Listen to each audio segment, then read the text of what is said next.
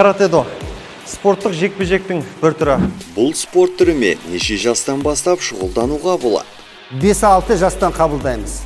Бұл спорттың жақсы жері, бұл контактный емес.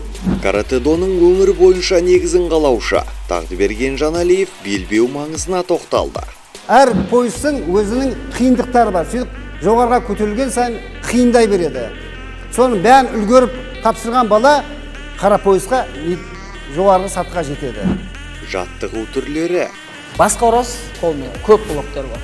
Тағы басқа ұрас андай блоктар бар. Бұл барынша қарсыластың соққысын өзіңізге жақындатпау жаттығулары бар. Токио Олимпиадасына жолдама алған Мөлдір Жаңбырбайдың жарыс барысындағы қиыншылығы мен қызықшылығы. Жекпе-жектердің саны көбірек, тіпті әлем чемпионатында 5-6 бой жасайтын болсақ, бұл жақта бір күнде 8-9 бой.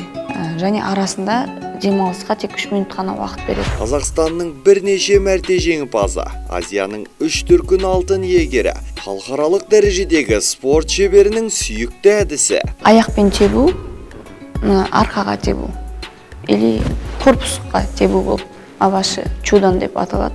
Маған қазір мастер-класс болсын, Мөлдір Жаңбырбай өзінің әдіс тәсілін жасап көреді, бірге тамашалайық.